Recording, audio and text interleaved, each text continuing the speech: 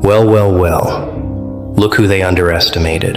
Look who they drew the map for, the timeline for, the trap for, and then watched walk straight through the fire without a single scar they had planned for. You were supposed to be a footnote, a cautionary tale, a name people whispered as an example of what happens when someone gets too close to things they were never meant to touch. They had blueprints, meeting rooms, quiet conversations in hallways where your name was the subject and their verdict was already written before the trial even began. And yet, here you stand. Not defeated, not diminished, not hollowed out by the years they spent engineering your collapse. Here you stand, whole, dangerous in your stillness, and terrifyingly calm, because you did something they never once planned for. You moved. And that one move, that single, quiet decision, rewrote everything they thought was locked, sealed, and delivered. Before we go further, The Crown of Ash, a dark motivational field manual for the exiled Grim Grit edition. The Quiet Edge Grim Grit Edition 2, links in the description. Read them. They were written for exactly this. They counted on your patterns staying the same. They counted on your instincts remaining polite, your grace remaining available, your trust remaining extended to the people who had already decided how to use it. They counted on you being the version of yourself that they had studied. Calm in the right ways, cautious in the right ways, limited in the ways they needed you to be limited. And they were so confident in that counting that they built an entire future on it. They made promises based on it. They aligned people based on it. They invested time and relational capital and quiet coordination based on their absolute certainty that you were a fixed quantity inside their equation. And then you moved, and the equation collapsed.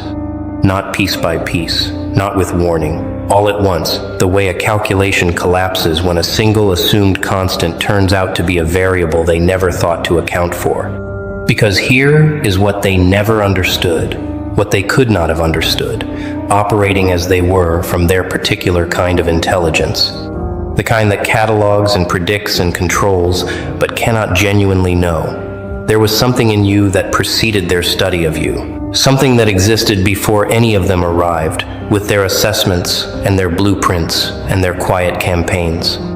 Something so rooted and so real that no amount of external pressure could dislodge it, though they spent considerable time and considerable effort pressing against it from every direction they could access. They pressed, and what they produced was not the collapse they scheduled. What they produced was compression. And compressed things do not dissolve. They clarify, they sharpen. They wait for the moment when the pressure lifts, and then they move with an accuracy that no blueprint could have anticipated. You are the result of everything they tried to prevent. Let that land. Every year they spent monitoring your patterns, they were also giving you time to develop depths they were not aware of. Every environment they engineered to limit your growth, you were quietly cultivating something underneath their architecture that they had no instruments to measure. Every seed of doubt they planted in you, in the soil around you, in the minds of the people they thought they could use to shape your world. They were also, without knowing it, teaching you a curriculum about how this works, about how people who fear what they cannot control behave when they encounter the thing they fear. And now you hold that curriculum. And now you are outside their reach. And the history they wrote for you is not the history being lived. Your move changed everything, and we are only beginning. They started planning long before you knew there was a plan. That is the thing about people who operate in shadows. They do not announce the war. They simply begin it, quietly, systematically, with the patience of people who have already decided the outcome before the opening move is placed. They studied your patterns across time, across different environments, across the range of conditions you moved through, without knowing you were being observed as a subject, rather than encountered as a person. They cataloged your loyalties, noted who made you lower your guard, identified who you trusted with the soft parts of yourself that you never showed in public spaces. They took inventory of your vulnerabilities the way a general maps terrain before an invasion. Not out of curiosity, not out of admiration, out of cold and calculated intent to use every soft spot as a pressure point when the moment arrived. They had timelines. They had conversations with people you called allies, in rooms you were not invited into, building a shared language about you that was designed to shape the way those people saw you before they even saw you. They constructed an architecture around your life that was engineered to look like coincidence and feel like fate, a strategic arrangement of circumstances designed to steer you toward a specific outcome they had chosen on your behalf. They moved pieces into position around you the way someone moves pieces on a board, and you were the only player at the table who did not know a game was being played. That was not an accident. The concealment of the game was the game. The gap between what they were doing and what you were able to see was the precise distance they needed to operate freely. You did not know any of this. That is the cruelest part of what they built. They counted on your trust. They counted on the fact that you were the kind of person who does not assume the worst, who extends grace before suspicion, who believes that the people in proximity to you are operating from something at least adjacent to decency. They weaponized your goodness. They used your integrity as the blind spot through which they moved. Every conversation that landed slightly wrong, every moment where something deep in your instincts said wait, but your reasoning overruled it because you did not yet have the full picture. Those were not coincidences. Those were their fingerprints, right there in plain sight the whole time. You could not see them because you were being real in a room full of people performing a concern they did not feel. They assigned roles. Someone to get close, someone to report back, someone to plant the doubt in your mind that maybe you were the problem, maybe the discomfort you felt was your own instability and not the smell of something rotting beneath the floor. They rehearsed narratives about you in advance of any evidence, so that if you stayed calm, it proved their suspicion, and if you broke, it proved their narrative, and if you questioned, it proved your instability. There was no version of you they had not already written a verdict for. Every door available to you inside their design led to the same room, a room with no windows, a room they built with your name on it before you ever took a single step in their direction. But they built it without factoring in the one thing no blueprint can contain, the real you. There is a kind of move that cannot be prepared for, not because it is dramatic or loud or announced with the sound of someone who knows they are winning, but because it is quiet. Because it comes from a place so deep inside a person that it registers not as strategy but as nature. You made that move. You made it in a moment when everything around you was specifically calibrated to pull your worst self to the surface, to make you reactive, to give them the version of you they had been patiently waiting for, so they could point at it and say, there is who they really are. The pressure was real. The engineering was sophisticated. And instead of breaking on the timeline they had scheduled, instead of reacting in the direction their architecture demanded, you did the one thing no blueprint in the history of control has ever successfully contained. You went still. Not the stillness of someone who does not understand what is happening around them. Not the stillness of someone frozen by confusion or paralyzed by the weight of what they are facing. The stillness of someone who sees the entire board. The stillness of someone who recognizes that in a room designed entirely around your reactivity, the most powerful move available is to simply refuse to be reactive.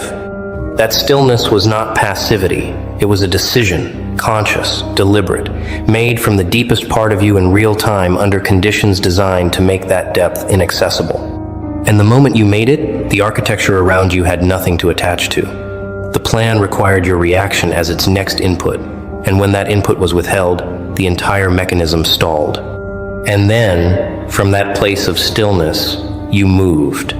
Not in revenge, not in exposure, not with the performance of someone who has finally decided to show the world what was done to them. You moved in the direction of your actual truth.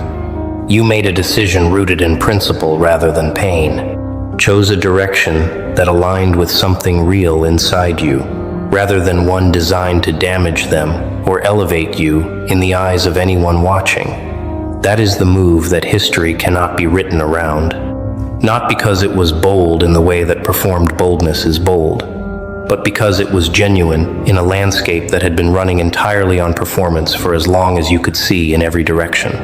You walked into their equation as your actual self, and their equation had no variable for that. It simply broke. The aftermath was not immediate. That is what they never tell you about real moves. They do not always announce themselves with instant dramatic consequences that everyone can see. The reversal was quiet. It was the growing silence in rooms that had previously hummed with plans about you. It was the slight recalibration in how certain people positioned themselves in your vicinity. It was the moment when the people holding their breath for your scheduled collapse realized that the schedule had lapsed and the collapse had not arrived. The move changed history not because it was historic in scale, but because it was honest in nature. And honesty, introduced into an environment built entirely on manufactured pressure and coordinated performance, does not just survive, it dominates, because it is the only thing in the room that does not require maintenance to remain standing. You were not in the room when it happened. You were not there for the first crack in their certainty, the first moment when someone said something and the silence that followed communicated more than any response could have. You did not witness the precise expression on the faces of the people who had built your collapse when they realized that their building was empty, that you had not entered it, that the version of you they had built it for was a projection and not a person. You will never see that room, but you do not need to, because the evidence of what happened inside it has been written on every surface of everything that followed, and you have the literacy now to read it clearly. Watch the people who moved in coordination against you. Watch how they move now in the spaces where they cannot avoid being visible to you. There is a hesitation that was not there before, a recalibration in how they position themselves relative to you. The kind of distance that is not disinterest but discomfort, the specific discomfort of someone who does not trust their own predictions anymore. The ones who used to circulate fluent theories about your future are quieter now in spaces where your name comes up. The ones who used to orbit you as if studying you now give you more room than feels natural. These are not accidents of social geometry. These are the involuntary readjustments of people who have realized that the map they were using no longer matches the terrain. They are recalculating. Not because they have suddenly developed respect for you in any pure sense, but because you have become genuinely unpredictable to them. And unpredictability in someone you organized to control is not merely inconvenient. It is threatening at a level that goes deeper than strategy. There is something more personal in what they felt when the realization arrived, more uncomfortable than strategic embarrassment, more lasting than the frustration of a failed plan. Because in order to build a blueprint for someone's collapse, you have to have already decided specific things about them. That they are weak in knowable ways, limited in mappable ways. That they will always choose the comfortable option over the courageous one, the safe path over the true one, the performance over the principle. You have to have looked at a full human being and reduced them to a set of predictable inputs and outputs. And when that person defies the reduction, when they demonstrate a depth that your model had no room for, the collapse is not just strategic, it is ontological. The worldview that justified the planning collapses alongside the plan, and that is not a small thing to carry. It follows people into spaces they thought were private. It arrives uninvited at moments they thought were safely removed from the situation. They will revise the narrative. They are practiced revisionists, and they will find a way to reorganize the story so that their position within it remains defensible. They will say, the circumstances changed. They will attribute your move to factors external to you, to luck or timing or variables that had nothing to do with the quality of your character or the depth of your nature. Because acknowledging that you outmove them by simply being yourself would require a candor that people who operate through control are not architecturally capable of. But underneath every revision, underneath every retelling and re-retelling, The truth persists in them the way truth always persists in the people who witnessed it. They planned everything. Your move changed history. And in the private hours, they know it, especially when they are performing otherwise. People talk about power as if it always announces itself loudly, as if the most powerful presence in any room is the one occupying the most space with volume and declaration and visible force. But you learned something in those years of being their subject, in those years of living inside an architecture designed to use your speech against you. You learned that silence, real silence, not the silence of someone with nothing to say, but the silence of someone who has made a clear decision about who deserves the truth and found the people around them wanting. That silence is the most disorienting force available in an environment built entirely on your reactivity. They needed your words the way a parasite needs a host. Every move they made was calibrated to draw language from you that they could repurpose for their architecture. Every orchestrated misunderstanding was a request for your explanation. Every planted doubt was an invitation to defend yourself. Every strategic piece of social pressure was designed to make you open your mouth and provide the raw material they needed for the case they had already decided to build. And the more clearly you began to see this design, the more your silence transformed from something involuntary, the silence of someone hurt and unsure of what to say, into something deliberate, a refusal, active and principled, and rooted in a clear-eyed assessment that you were not going to provide testimony in a proceeding you had never agreed to participate in. You stopped performing for an audience that had already written your review before the curtain went up. Something extraordinary happened when you stopped. The absence of your explanation created a space that they were compelled to fill. Because people who are trying to build a case against someone they are studying cannot function in the absence of material. When you stopped supplying the material, they were forced to project. And projection, when it comes from people operating from guilt and the need to control, tells the truth about the projector and not the projected upon. Every narrative they invented to fill the silence you created was a confession about themselves. Every assumption they broadcast as fact about your inner life was a description of their own interior. Your silence became a mirror, and what it reflected back at them was not what they expected to see. It was not you, it was themselves. And that reflection, arriving in the space where your explanation used to live, unsettled them in ways they are still managing. This is the architecture of the silence that no blueprint accounted for. They planned for a loud version of you, a version that fought in the open, that gave them clean targets, that participated in their frame. They had nothing prepared for someone who withdrew from the entire economy of their attention and built something different in a space they could not access. Your silence was not absence, it was construction. In every moment you chose not to explain yourself to people committed to misreading you, you were building something that they could not see and therefore could not reach, a clarity uncontaminated by their narrative, a sense of self rooted deep enough to stand without their validation, a version of yourself capable of the move that changed everything. And they handed you every single resource you needed to build it, every time they tried to crack you open and found only stillness where they had scheduled noise.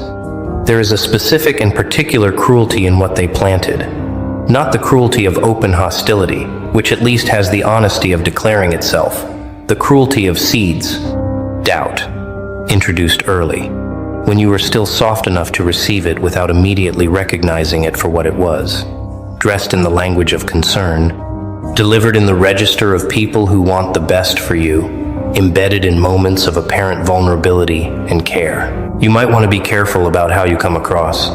People have been saying things. I'm only telling you because I want you to succeed. Seeds.